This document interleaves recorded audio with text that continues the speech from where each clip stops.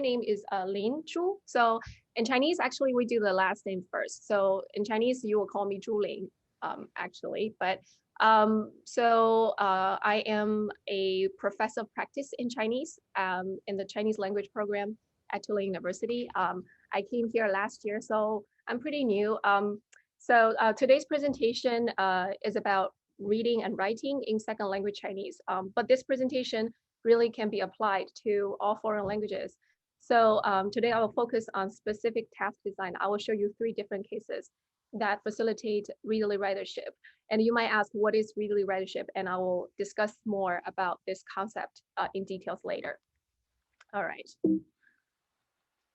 All right, so my own experience, I've taught Chinese in various institutions, right? So, and I have encountered many students who majored in Chinese or in Chinese linguistics, and they later continue to work in the Chinese community, whether in China or in Chinese speaking community or in the US.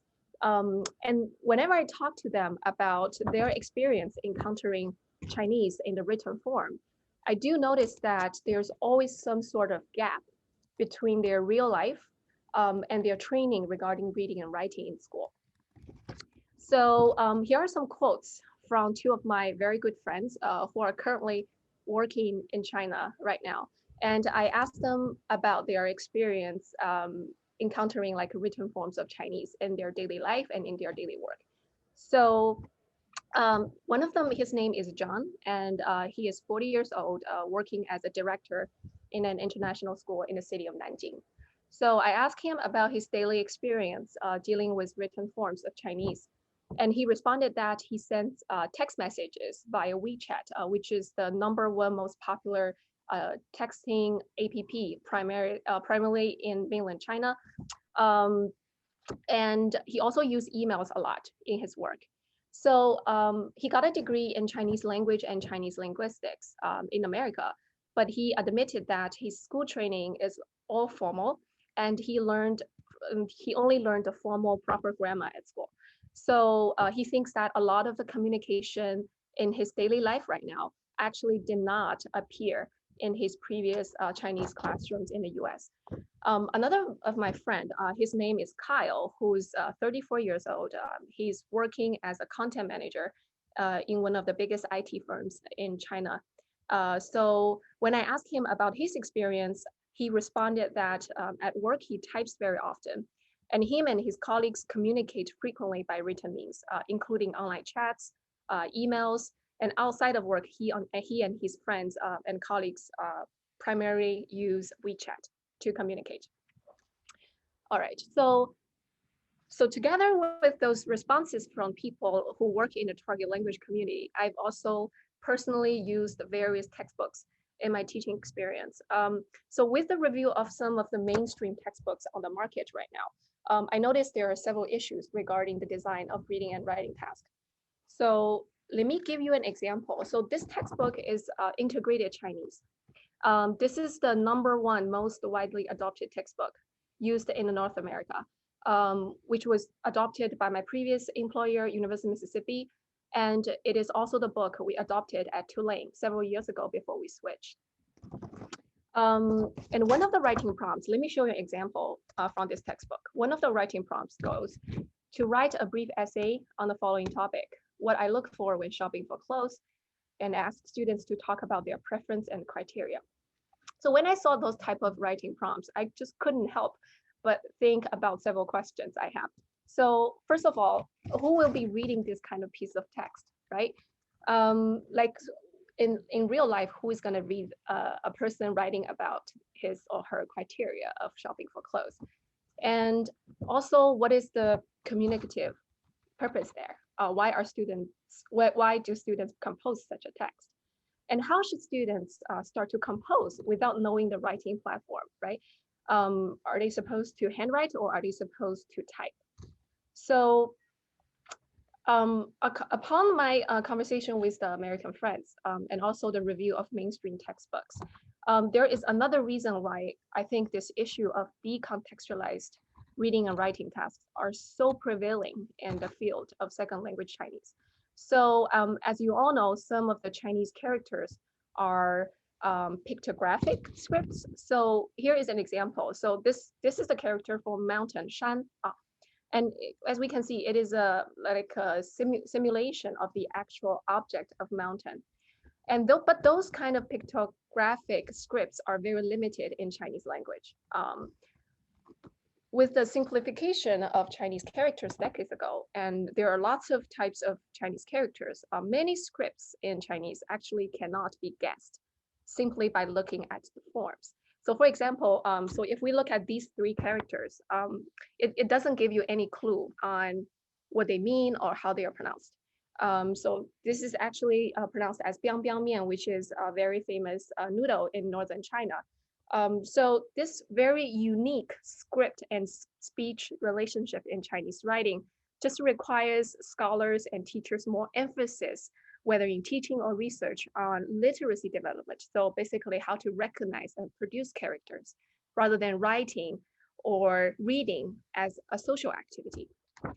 So there's several problems has already arisen, right? So first of all, we can see that a lot of reading and writing tasks in right now in the second language Chinese market neglect the fact that reading and writing is actually a social activity. And also a lot of those tasks are completely divorced from our reality. And many of those instructions of reading and writing tasks offer very little or no contextual information. And with the development of emails and WeChat, those texting apps, there is very little or no integration of digital technology when we ask the students to compose. And also writing modality is not specified regarding whether students should type or whether students should handwrite, which makes a big difference on the learning outcome.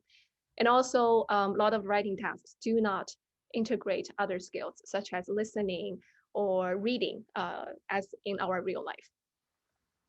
Okay, so here I want to kind of do a little bit of interaction with the audience right now. So I know that most of you have either teach a foreign language or had experience learning in a foreign language classroom. So right now I want you to follow this link to kind of just give me a very quick and short writing prompt in your experience encountering like foreign languages. And please specify the foreign language that it's the writing prompt is about. And I will put it in the chat box. Let me see. All right. And I'll monitor your response from my end.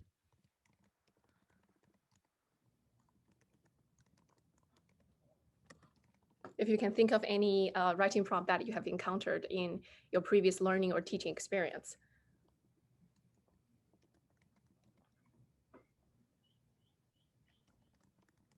Oh, actually, oh yes, textbooks is fine. So write an email to a friend, tell you about your life. Right. So Roxanne wrote, write an email to a friend telling them about your life at Tulane. All right, very good. Write a recipe for your favorite food. Interesting.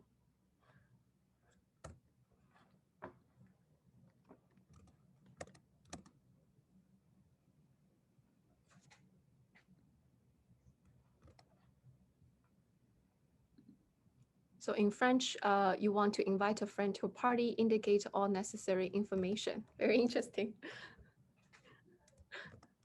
All right. Write a note to a teacher if you are sick via email. That's a very good writing task out there. I think it's from our current textbook, right? Encounters. If you are sick in the email. Very good, very good. Write a recipe for your favorite food.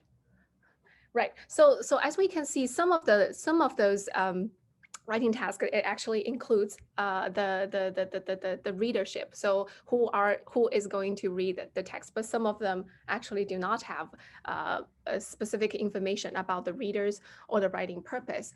And for instance, for this type of writing prompt to write a recipe for your favorite food. If I see this writing prompt, I guess my first question is what does a recipe look like in that specific target language, right?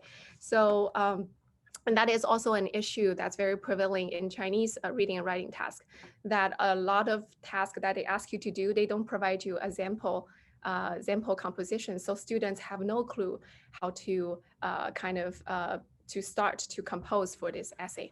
All right, very good. All right, so Highland in 2007 actually pointed out the fact that writing is a social activity. So which means that students need to engage in a variety of relevant writing experience, which draw on, analyze, and investigate different purposes and readers. So Havila actually in 2004 had proposed this concept of a writerly reader. So writerly readership, who actively considers writer's perspective while reading. And in resonance with this notion of reading with writing embedded, I here propose this idea of a readerly writer or readerly writership. So students, when they write a composition, they keep their readers in mind constantly. Okay. So, okay, so for the following presentation, I would like to present 3 different cases. And those 3 different cases belong to 3 different proficiency levels. So I will start with an elementary proficiency level, and we'll move to intermediate or emerging advanced level. And then I'll present a case on advanced level. And for each proficiency level, within the case, I will follow the 4-step procedure. So I will first introduce for that case, what key phrases or key vocabulary were covered in that unit. And also, I will then show you the specific writing prompt I created for that unit. And then I will give you examples from students' products. And then I will conclude and present the takeaway ideas for that specific case. Okay, so let's start. So the first case I would like to present today is elementary level task. So the unit at that level is traveling. So the key phrases covered in that unit include words about transportation, how to say speed train, how to say take airplane, and also words like tour groups, to depart, to leave from the location, how to express ideas about booking tickets or booking hotels, and how do we talk about price and scenery. So these are the key phrases covered in that unit. So the task prompt that I designed for this particular unit is to ask students to reply text messages to their friends. So the scenario goes, you are studying abroad in Shanghai, okay? So you and your Chinese name is Lily. So summer break is coming, and you and your Chinese classmate, whose name is Xiaoyun, you guys are planning a trip to a province in China, the province of Yunnan, which is also talked about in that unit. And now you received a WeChat text message from her. Now you need to read the message and compose reply text to her based on what you receive. So this is the writing prompt. So here is the initiation, I call it initiation text that I sent to the class WeChat group. So here's the translation. So there are 4 different text messages included in this initiation text. So first of all, I did a little bit greeting. How's the planning for our summer trip? I went to the travel agency today, and it seems like there are many tour groups, but the tour fee does not include hotels. So where do you want to stay? So here I propose the first question that the student needs to respond, which is what type of places they want to stay in when we travel. And then for the second text message, I ask another question about what places you want to visit when we travel together.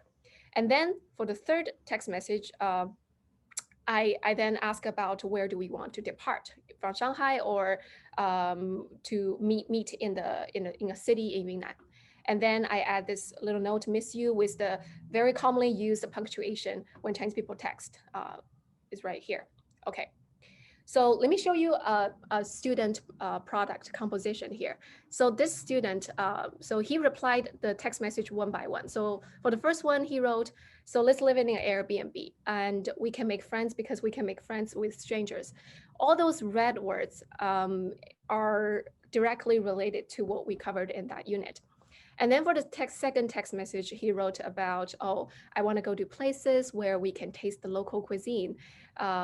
It's very important for me, but I also want to look at Yunnan's beautiful scenery. And then he replied to my third text message. He wrote, we should leave, we leave from Shanghai. So we go to Shanghai first, and then we leave for Yunnan. And then you can also take me to take a tour in Puxi, which is a place in Shanghai. And then very interestingly, he added two emojis, which is not required in the task instruction. So to express that he's very excited about the coming trip. So here are a little bit of takeaway ideas from this task design and from the students' response. I draw some conclusions or have some reflections on the task design. So first of all, why do I use text message as the writing and reading platform for elementary level? Because for text message, it's usually students can compose shorter, which corresponds to their current proficiency level. And also, when they read and write via text messaging, they can learn about specific registers and conventions about WeChat text, like how Chinese people use WeChat in Chinese. And also they learn about those little nuance about WeChat, like how do Chinese people use emojis? How do I use informal language? How to do a little bit chit chat using WeChat? And how do I use a special punctuation when I text, right? And also here, the writing context, they have to reply to WeChat messages. So the initiation text actually point out the reader and writer relationship. So it's a friend who you're gonna travel with very soon. And also because of the initiation text, I ask several questions. It helped to kind of stimulate a writer's motivation to brainstorm elements in their travel. So things like where to stay, things like where to depart. So, and also here I adopt a reading to write pedagogy. So students have to read the text message first to decipher and dissect the meaning from the initiation text before they can compose and plan for their own composition. So here are some of the ideas behind the design of this writing task. All right. So let's move on to the next case, which is the intermediate to emerging advanced level. And for this unit, the unit is about describing a person's facial structures, facial features, outfit, and general impression. So for this unit, the key phrases include facial features, like how Chinese people describe facial features. Like we talk about people's nose a lot. So tall nose or flat nose, long, short hair, bright eyes, moles, dimples. And we also learned about how to describe a person's outfit. So tops, pants, accessories, and what verbs goes with different kind of noun phrase. And then we learned several adjectives and sentence structures that express or describe a person's overall impression of another person. So those are the key phrases. So for this unit, I designed a task via email. So I want students to write an email to their friend to share their experience of a blind date. So how do I go around about that? So this is a situation. So currently students are in China and they're looking for a local boyfriend or girlfriend, which actually happens a lot when they study abroad. So now they read 4 different profiles on this website, jiayuan.com, which is the very popular dating website used in China. And the students view 4 different profiles and the student likes one of them and set up a blind date with this person. And now this student needs to write an email to this Chinese friend Xiaobai he had in China to kind of share his or her experience and his or her observation about this date. So he has to kind of come up with a story of this date and to share the story with his friend Xiaobai. Okay, so I took a screenshot of 4 different people 2 boys and 2 girls from that website for them to choose from. Um, and from those profiles, we can see several features, right? So first we have a picture. So the students can describe their facial features and their outfit with the pictures. And also there's some basic information about, their height, their weight, and their hobbies, and their self-introduction. So students need to read those profiles and then imagine a date with that person. Okay, so this is one of the student essay. I translate in English. So she picked this person, Tom. Okay, so let's see the green part first. So the green part is kind of the writer's efforts to engage the readers. So he wrote things like, "Oh my God, Xiaobai, do you know my blind date was so funny?" And then he started to describe this date. He used all those verbs that were covered in a unit, where this sweater and jeans, the overall impression, casual but fashionable. And then he had this very interesting sentence here, showing her attempt to engage her readers. So she wrote, "You know that I think a guy's outfit is very important, right?" So it's kind of like a rhetorical question to engage the reader. And then she continued to write about the accessories, the belt, the watch, which matched very nicely. And then he talked a little bit about what they did on that date. So they went to the restaurant to have some brunch. And then she talked about some of the facial features of oval face, pointy nose, thick eyebrows, things like that. And then at the very end, she talked about a little bit about the personality. So she thinks he's very outgoing and extroverted. And then for the last paragraph, I think it's particularly interesting to me because she wrote, "What about you, Xiaobai? How was your blind date?" So in the instruction, I didn't mention anything about Xiaobai was on a blind date as well, but she just kind of come up with this, fabricate this fact about Xiaobai was also going on a blind date. So she asked this audience-directed question to start this imaginary further communication with this Xiaobai person. All right. So the takeaway ideas for this task. So here I choose email as a writing platform. For this level, the intermediate and also emerging and advanced level, the students, they were required to write a longer text. So email helps to achieve that. So students were able to write a longer text. And for the writing context, here we ask students to write to a friend. So they can, because it's a sharing story type of composition, those students can write a very full and rich kind of text to share their experience of this blind date to their friends. So they feel less of a barrier when they compose. And here for the reading to write approach, the students first have to read online blind date profiles. It's not the same genre or the same platform as emails, but students were able to learn a lot of culture nuances from reading blind date profiles. So for instance, like in the Chinese online date profiles, you see Chinese people use meters, not feet, when they describe height, or Chinese people, they use kilograms, not pounds to describe weight. So those are all very important cultural elements that students can learn from reading those profiles. And I didn't mention previously, but before they compose, I actually gave them sample email to prepare them to write emails. So we talk about and analyze email specific registers and conventions to prepare them for email writing. And I think for this specific task, they're still at the intermediate level. So I didn't want to throw them just to kind of explore this website to see millions of profiles. Here, I give them screenshots of 4 profiles. So the students actually can choose from those profiles, but it's controlled choice. So students don't have to read that much to a point where they feel overwhelmed. So, all right. So here's the third case, tailors to advanced level. And for the unit here, we learned about how to describe the layout and the interiors of a space, particularly a room.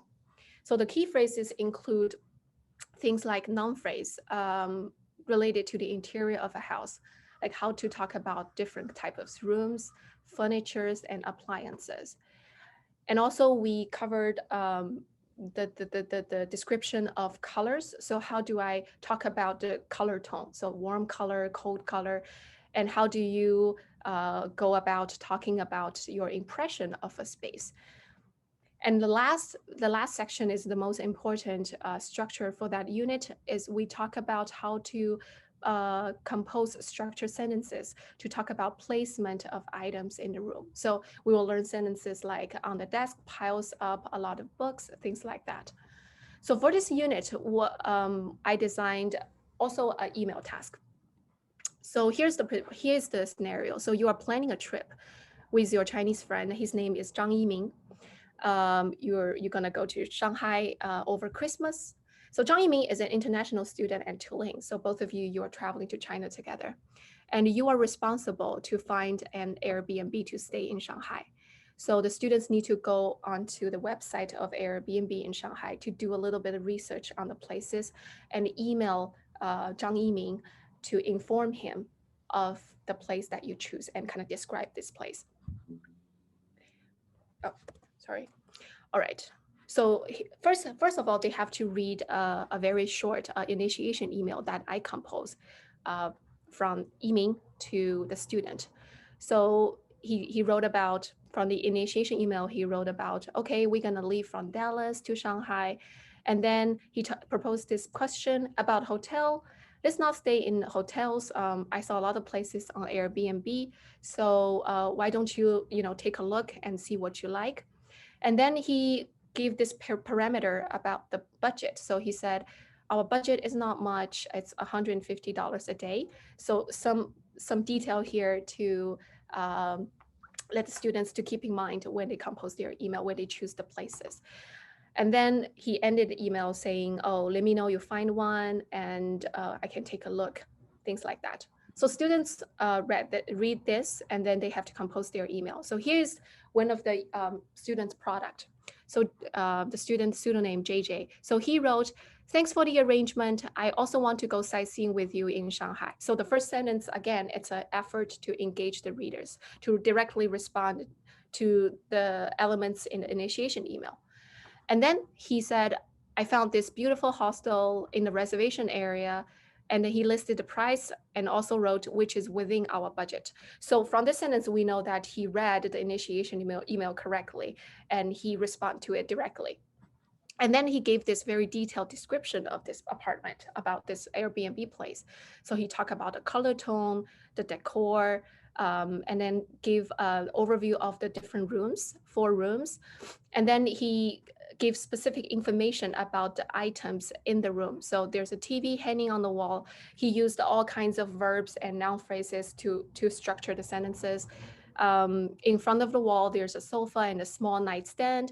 On the left side of the living room, there is a big ceiling to floor windows. On the right side, blah, blah, blah. So basically, he was trying to give us a tour of the room without us seeing the picture of the room, right?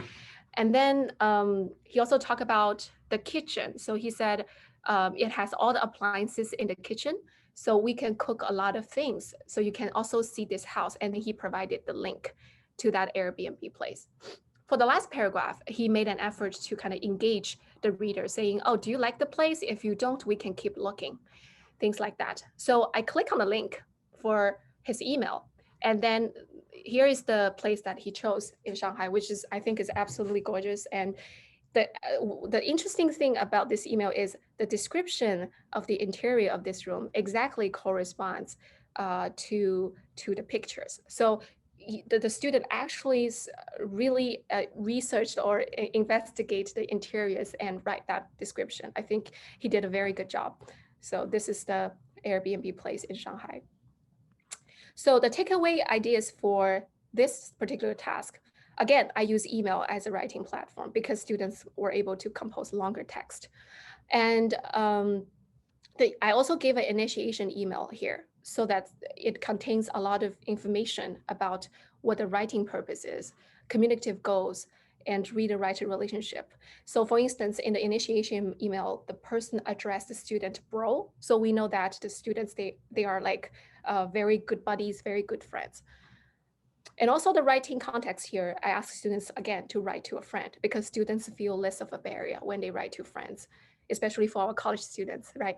And for the reading to write approach here, the students have to complete 2 reading tasks here. So first, they have to read and browse Chinese Airbnb website, which they report later on. They had lots of fun exploring this website. And also, students need to read the initiation email that I compose to understand what kind of information they have to include in their response.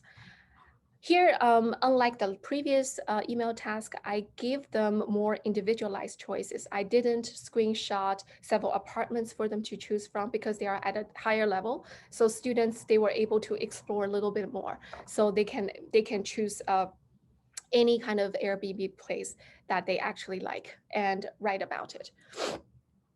Okay, so upon this introduction of the 3 writing tasks at various levels, so now let's turn our attention to specific teaching implications in designing reading and writing tasks in foreign language classrooms. Okay, so first, writing tasks, as they are social activities, should and can be integrated with other skills such as reading. So this idea corresponds to Yoshimura 2006 essay.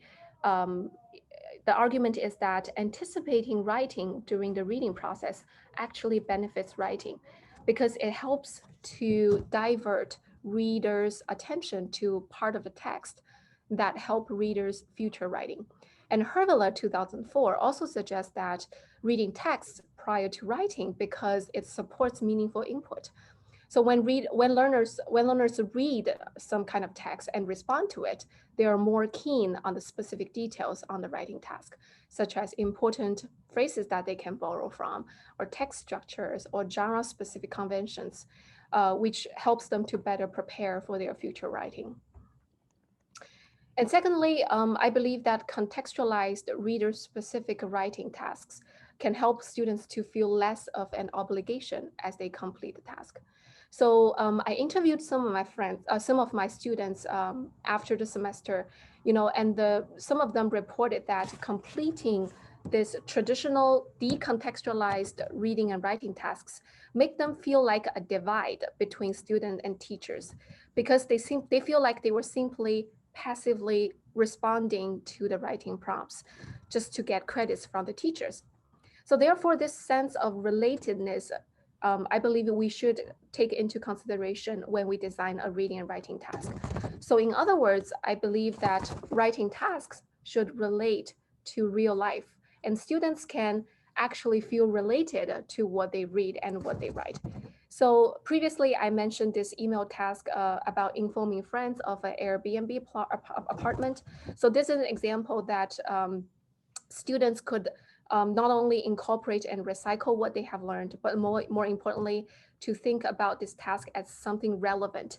It's something that they can actually use in their future life when they study abroad or when they work in China in the future.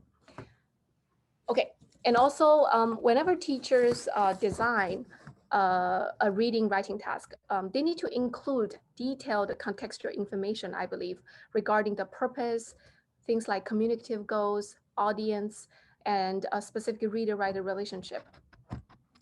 And also teachers can teach strategies to encourage writers to include more dialogic involvement in their writing. Things like strategies to picture their readers in their mind when composing, asking audience-directed questions in the stage of designing tasks. And teachers can also create so-called opportunities to prompt writers to write more dialogically.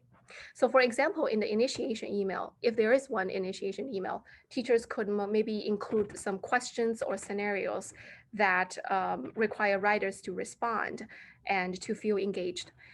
And also, this is not only a way to test writers' reading comprehension, but I believe more importantly, to cultivate this sense of readerly writership in writers' writing experience. Okay, so to wrap up this presentation today, I just would like to share with you this quote I read in one of the most recent literature. So it says that comprehension should not be the final stage of reading. Instead, it is critical to teach students how to demonstrate their comprehension through action, whether in spoken or written forms. I think this quote really points out a very important issue about reading and writing. So basically, comprehending a text or writing a text should never be preconceived as the very starting point or the very end point. So we may view reading and writing as like connected bubbles. So let's imagine them as like this continuous social interactions among them, so that students can always feel like they're writing to respond to something, or they read because they need to look for some information, like in our real life. So let's imagine a situation. If we do something like read a job ad on Indeed.com, let's say. So we don't just read to comprehend, right? We read to prepare, maybe to write a cover letter. Maybe we need to take some notes of it, or maybe we need to email this job ad to a friend who's looking for a job. So with this presentation, I just my main takeaway, I guess, is to I want to strongly encourage all the language teachers to kind of reshape our understanding regarding reading and writing in foreign languages. Instead of treating them as like monologic, decontextualized activities that students feel unrelated to, we should treat them as this continuous, interactive, contextualized, and social activities. All right. Thank you very much. This is all. Thank you.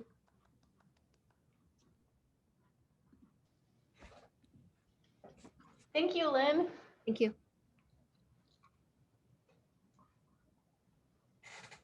Does anyone have any questions? I do actually. I have a general comment and a question. So first, thank you so much for the presentations. I loved your your prompts. Actually, literally very in faith with you, because I really struggle with some of my grad instructors with the purpose of writing. So for instance, one of my tasks is like you just watch a French movie and you write a review on the website Allociné, which is a famous French website for movies.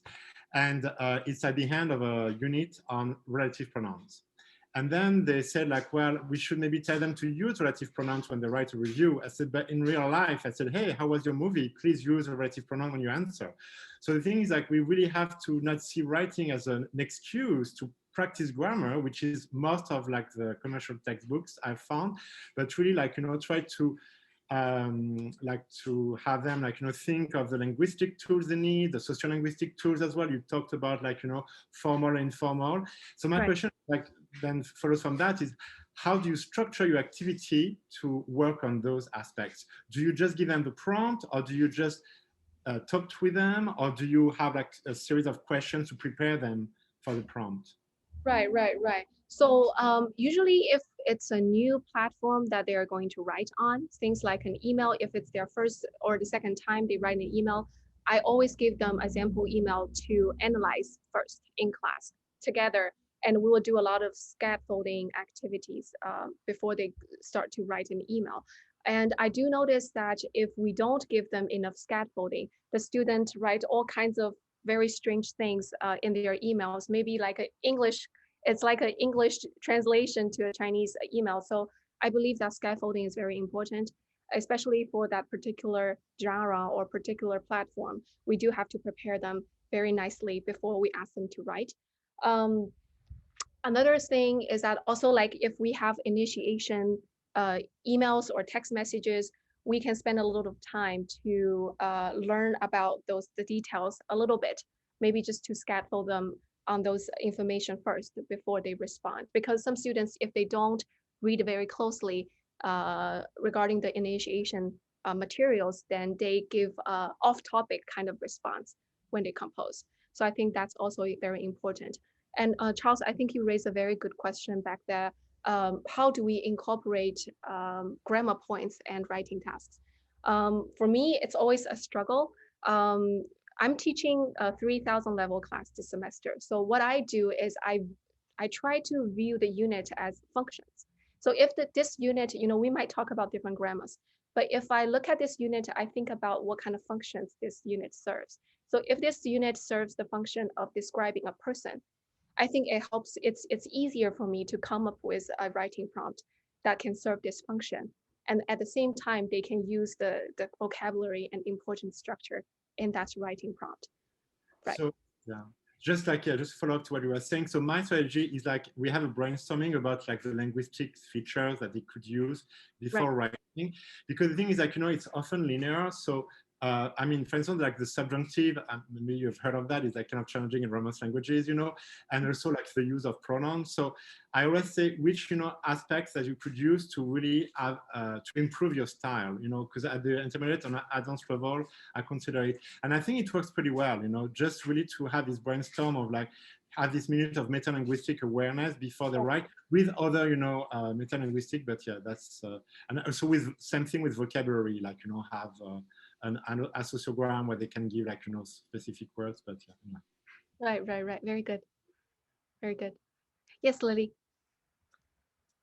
I have a question. Thank you so much for the lecture. I love it.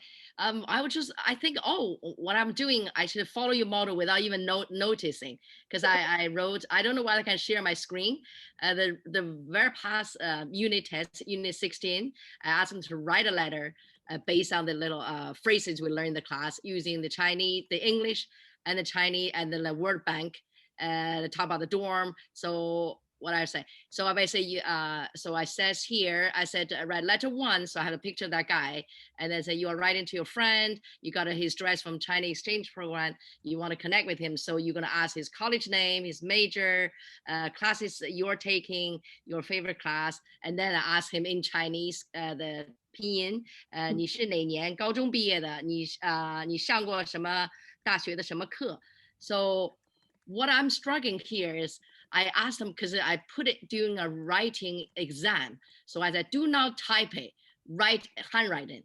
So then I realized there's a different level. The student who type it, they're very elaborate. I think they Google Translate, like some phrases we haven't learned. But the people who handwritten it, then they take a screenshot, they actually put more, they used my word bank to use, because they said they don't know how to say study for credit. This we just learned, 修学分, they use those phrases. So actually they achieve the target, the purpose. But the one who typing, they just say, my class is this, is great. I go, we haven't learned this. You were just beginning intermediate level. So how do you address that issue? Because I have a trouble, because I teaching this class online. Normally I would give them a postcard, say, this is postcard, this is the prompt, write this in 10 minutes. And then the other is a letter, I give them, put in lemma, your prompt is this, even though everybody the same. So write in a letter, so handwritten, because I want to see, have they really mastered the content with this word bank all there, they can just write it. But now because it's online, I couldn't see them. So I say, you can write it, still screenshot it. So there's a little gap. And the other way is when they're typing, they were way like advanced. I thought, wow, I don't even know how to, I'm not, because their ideas, like they were like coming out with all the great ideas, but not even related to much to what I'm asking.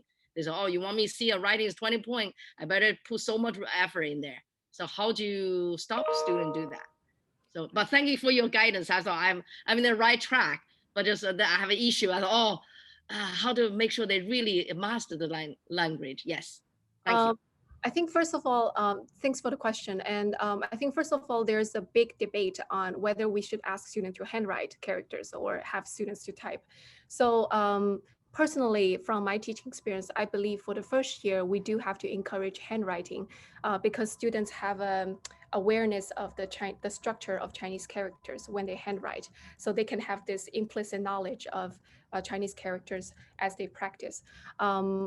But I do think that starting from the very beginning, we should kind of incorporate more and more typing in their daily practice and in the assessment that we give to the students, because typing is just so prevailing right now in the real world. And I also talk to students about their experience of the modality of writing, and they do think that typing helps them to express fuller meaning, to write longer text. So so back to your question. So I think for your situation, what I would suggest is to do collaborative writing task in class. So even if it's an online class, if you can have students to pair with each other and actually collaborate on a piece of writing together, while with your monitor or supervision, I think it helps students to avoid maybe translating from Google Translate or try to just write as long as they can, right? And also, as I said previously, if we can give students sample emails to analyze first before we ask the students to write, it also serves the purpose of preparing them to write more eloquently and more authentically in a way to fulfill the communicative goals of that specific writing task, right? First of all, congratulations. This was fantastic presentation. I love the way you went through also the different proficiency levels too, and showed, you know, not only the prompts, but then the end game, the publication of, you know, what is the end result. And I have a question that actually coincides with Yulenes, who works with me in the Spanish program, and it has to do with the, it's not WhatsApp that you're using, but whatever the app is that you're using it for the introductory / low intermediate. And I wanted to ask, number one, which apps are you using? Because I have been toying with this for our intermediate level course, but we have so many students, and I'm not saying that like, oh, look at us, we have so many students. It's about like managing, right? The number of students, and then some of our instructors aren't necessarily adept at using some of the social media. I think there's an age difference, right? I mean, it depends on, although there are some people that are older that manage them extremely well. But anyways, I was wondering, like, how do you choose the app that you use? And then do you go through and analyze with the students certain text messages so that, for example, you're also teaching them abbreviations? I don't know if they would have those in, I assume they would in Chinese, but like say in Spanish or in French, you have different ways of saying, you know, LOL, or different expressions that you would use that have abbreviations that don't correspond. It's a way of teaching that register in those idiomatic expressions as well, right? So it's sort of a long-winded way of asking about the apps and how you would suggest implementing them for larger groups as well, that type of approach. Right. Thanks for the question. It's a great question. So when I choose a texting app to teach writing in my class, my first question is, what are Chinese people using right now? So that is always the guideline for me. So whatever most Chinese people are using is going to be the app that I'm going to introduce to my students, because my ultimate purpose is to prepare them to live and study in China. So I chose WeChat because that's what almost I think every Chinese person is using right now. So, and also for WhatsApp is what we tend to use, like in Latin America, and then okay, perfect. Okay, so go ahead. Yeah. If I teach, then if I'm a Spanish teacher, what I would do probably is to introduce WhatsApp to the students. And if it's not too much of a daunting task for the instructors, this instructor can create like class groups to send out those writing prompts. Not writing prompts, like initiation text to the students, and the students, they can reply with their text with the WhatsApp individually to the teachers, so they get this authentic sense of how to read the text and reply to text on this APP. So they're doing as well as creating, but they're only replying to you, they're not replying to the whole group. Is that the way you set it up? Or I give them choice. So if students, they would like to share with their classmates on what they write, they can. If they don't want to, it's okay. They can just send me individually and I will give them assessment, but I mean evaluation. But the whole point is about, for me, it's about authenticity. So if it's a text message, I'm not gonna ask them to write an email to me to type their text message. I'm gonna have them to type the text message via WeChat. So last question, how do you evaluate? Like, in other words, like this is an authentic, do you look at comprehensibility? Like, can a non-language teacher, someone who is not familiar with language learners would be the better way to put it, understand? So general communication, is it comprehensible to somebody, say in China, who would receive that text who isn't teaching language? The assessment part is a little bit tricky here, because I do want to grade them on, linguistic items. Are they using the correct grammar? Are they using the correct vocabulary, but I also give them brownie points for those little nuance they use, things like emojis, or they use certain Chinese punctuation. So I'll give them like bonus points. So I'm still working on the rubrics, but this is something that I want to probably do maybe a paper about in the future to see what kind of rubric is best fitted for this type of reading and writing task. But I'd this love to talk to you about that because I'm working on that for the introductory level. So maybe we can chat separately at some point. So right. Thank you, Roxanne. And Yulini, you have a question? I wrote in the chat, how will you handle privacy issues if students don't feel comfortable, everybody having in the class having their phone numbers or seeing their profile picture? Right.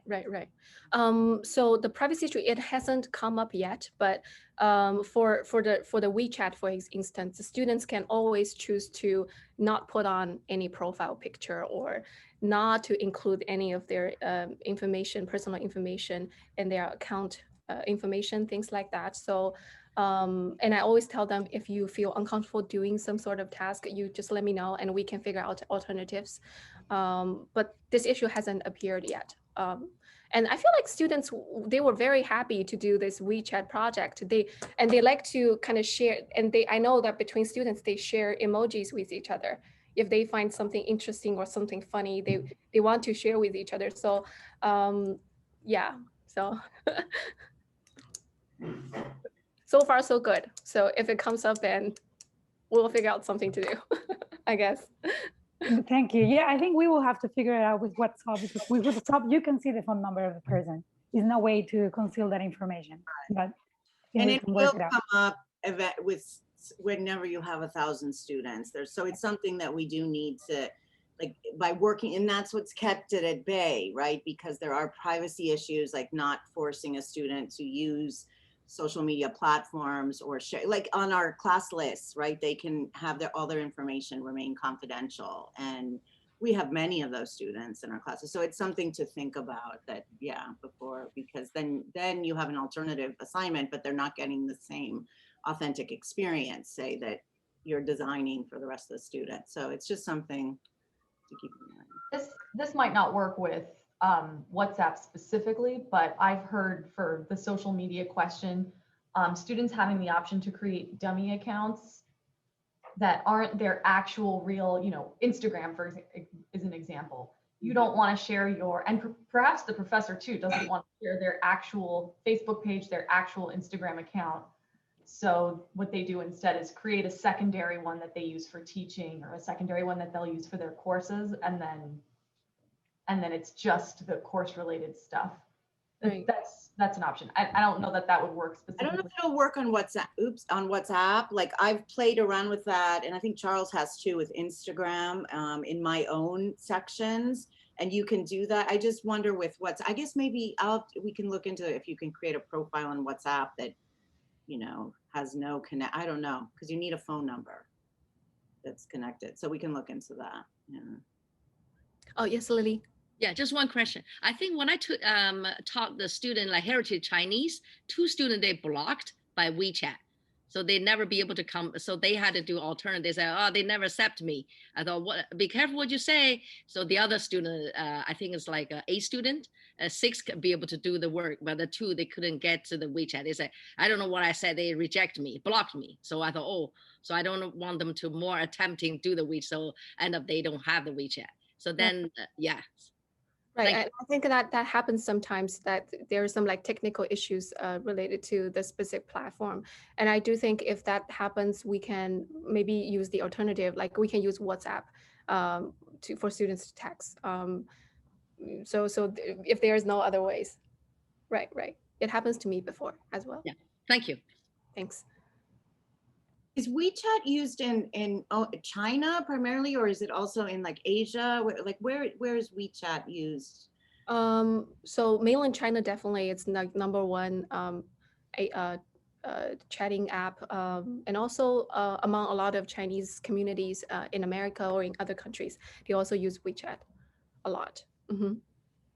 And it's not owned by Facebook, right? Because it's not. WhatsApp and Instagram are both owned by Facebook. So that's like, some students also have issues with Facebook, right? And privacy issues. And Right, right. And also WeChat has a lot of like culturally authentic features, I would say, within the app. So you can maybe, so I know that in Vancouver and California right now, you can actually pay your bill through WeChat. You can put money in your WeChat and pay, to that's scan the good. barcode and pay. So yeah. Mhm. All right. Well, thank you so much, Lynn. This was great. I feel very energized and by looking at such engaging writing prompts. So this is a lot of really great food for thought. And thank you for sharing a little piece of your research with us. Thank you. Thank you, Adrian. Thank you all for coming on this Yeah. holiday. Thank you. Is it a Lanyap day? Yeah. Okay. Mhm. I didn't know that until, yeah, later in the day, but yeah. Bye. Thank you, Lynn. Yeah, Thank you guys. so much. Thank you for coming. Bye. Bye.